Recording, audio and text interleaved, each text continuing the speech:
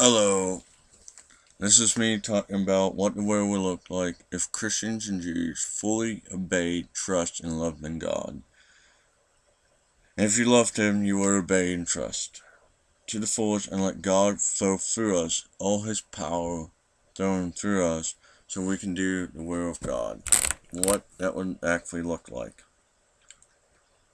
And I'm going to tell you where I'm getting this information. First, the hunger rate would drop. The needy rate will drop. The people who want to be clothed or naked will drop. The abortion rate will drop. The need for abortion wouldn't be there, so it would be outlawed. Homosexuality would be outlawed. Well, the marriage. The crime rate would drop. I mean, thou shalt not steal, thou shalt not kill. This, stuff like that. The whole idea of thou shalt not commit adultery is the reason why the abortion rate would drop. Or any other sexual impurity as mentioned in the Bible.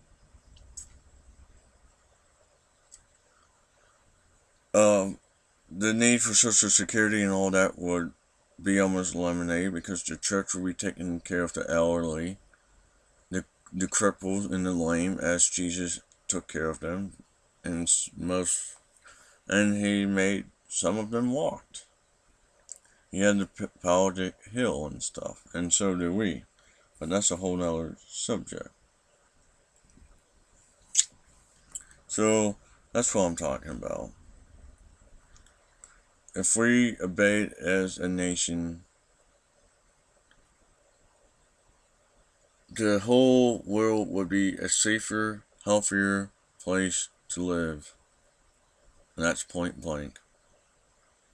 Now I'm going to tell you where I'm getting my information from, how I'm getting my information from the Bible, of course, and how I'm preceding it, my point of view on what I'm reading.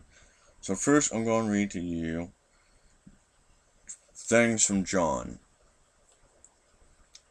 Chapter 14, verse 21. Whoever has my commandments and keeps them, it is who loves me, and he who loves me will be loved by my Father, and I will love him and manifest myself to him. So if we love God and keep His commandments, by keeping them, we obey them, then we love God and He loves us. Okay, what does that have to do with anything? A lot of the commandments are telling us how to love other people. You shouldn't steal, you shouldn't kill, you shouldn't lie, you shouldn't covet, you shouldn't commit adultery. Yeah. And the list goes on. And that's, if I didn't do these things, I love my neighbor. And if I love God, I will love men. Okay, but it goes on back to chapter 13. Oh, that was 14. Once again, chapter 14, verse 21, my bad. Now, chapter 13, verse 34-35. A new commandment, this is God speaking, this is Jesus speaking, I give to you, that you love one another, just as I have loved you. You also are to love one another. By this all people will know that you are my disciples, if you have love for one another. So, because I love one another, that means if I take care of people, in spite of whatever, it doesn't mean I take care of their sin. I take care of the person. For example, if an alcoholic wants beer, I don't give him beer. That's not loving him. That's hating him, okay, in a sense. Or her, whatever you want to use. let's go on to John chapter 10. I'm reading this straight from the Bible. None of this is me trying to quote it. John 10:10. The thief, or the devil, but it says the thief comes only to steal and kill and destroy. We can replace the thief with the devil here, and it will still reign true. But I, Jesus, it's not says Jesus, but I'm telling you, Jesus is speaking here. So he says, I come that they may have life and have it abundantly. Okay, where does this abundant life come from? If you love God, He loves you. Okay, and then I will read to you Matthew chapter 7, verse 12.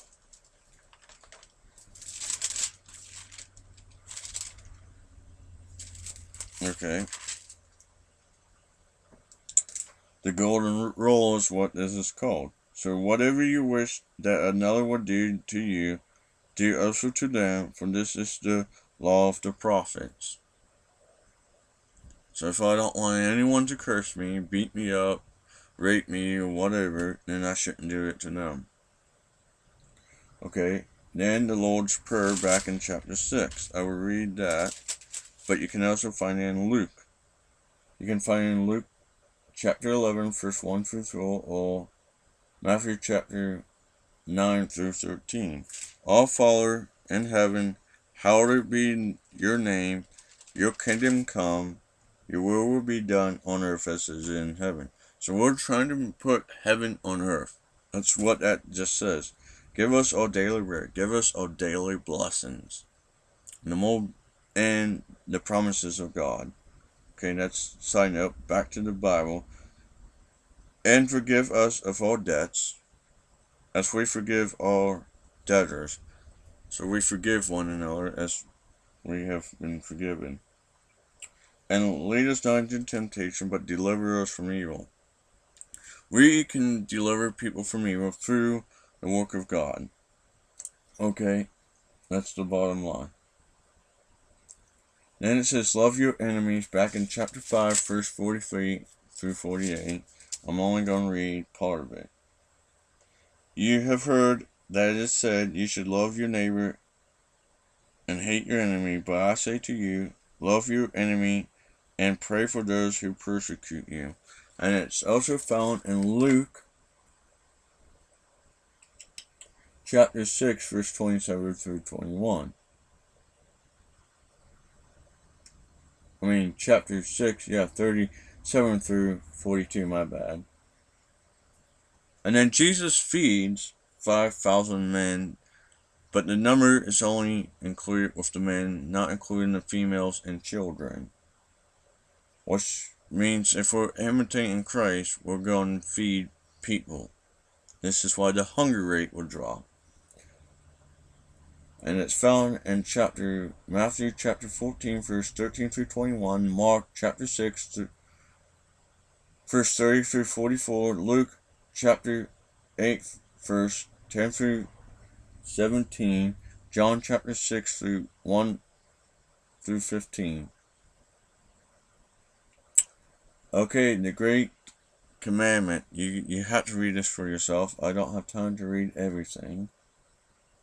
It's found in Mark chapter 12, verses 28 through 34, and this commandment says to love God with all your soul, spirit, and body, and then to love your fellow man with everything.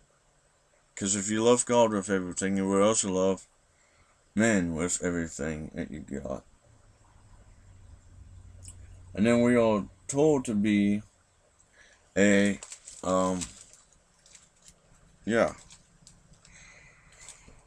are told that we're supposed to be a living sacrifice in the Bible. So now follow me to Luke chapter 6, verse 43 and 35. Okay, I'm reading. There is no good tree that bears bad fruit. No, again, does a bad tree bear good fruit. And I'm only going to read that. For each tree is known by its own fruit. Okay, that's all I'm really going to read this time. Why did I read that? Because it is, so that's how us Christians should be known. So far, the Christian fruit as a whole is pretty bad. There's only a few bread lines and all that out there, and all that. Now I'm going to go with the Great Commission. But before I read the Great Commission, I will read John chapter 21. I'll go over the idea of John chapter 21, verses 15 and 19. Okay. Jesus is speaking to Peter, the one that denied him, and Simon, the Son of God, do you love me more than these? He said, Yes, Lord. This is Peter speaking. You know that I love you. He said, Then Jesus said, Feed my lambs. The second time, he said, Simon, the son of John, do you love me more than these? And he said, Yes, no, you know I love you. And then Jesus said, Tend to my sheep. And he said the third time, Simon, do you love me? Peter was grieved because the third time he said, Do you love me? And he said, Lord, you know everything. You know that I love you. And then Jesus said, Feed my sheep. So, we're talking about feeding and tending the sheep. Okay, now the Great Commission, which is found in the last chapter, which is Matthew 28, verse 18 through 20. And this is very important to everything that we do. And Jesus came and said to them, All authority in heaven and on earth has been given to me. Go therefore, make disciples of all nations. By making disciples, that means first I bring someone to salvation, and second I teach him how to make other people come to them to come to salvation. Then what I do is I teach them how to do the works of God. If I have a bread line, I teach them how to have a bread line. So when they have a bread line, they can get the person, the saying, you teach fish for a man and feed him for a day, teach him how to fish, and you feed him for life. This is what it means by making a disciple. Teach them how to get the evil out of their life, but first get the evil out of your life. Baptizing them in the name of the Father, the Son, and the Holy Spirit. There's the Trinity for all Christians who don't believe in the Trinity. Teach them to observe all things I have commanded you. And behold, I am with you always to the end of ages. So we should observe what other Christians are doing the will of God. First we read the Bible, and if they said they're doing it based upon the Bible, we'd be like, read it to me. And then once they read it, we observe what they're doing, how they're doing it, and then we do it ourselves. This is why the world would look and be a safer, healthier, better place to live, where people are generally in a better mood, and I can unlock my doors at night. Well, technically I can't lock my doors, and that's what I mean by this. This is where I'm getting my information. That the world will be a better place if Christians and Jews fully believed in their heart and obey God with everything they got, and let the full power of God flow through them. Okay, because we have the authority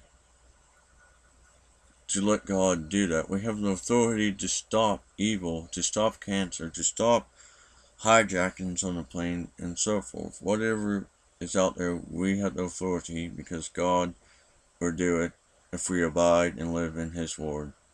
And all this I'm telling you is true. So goodbye, God bless, and have a great day.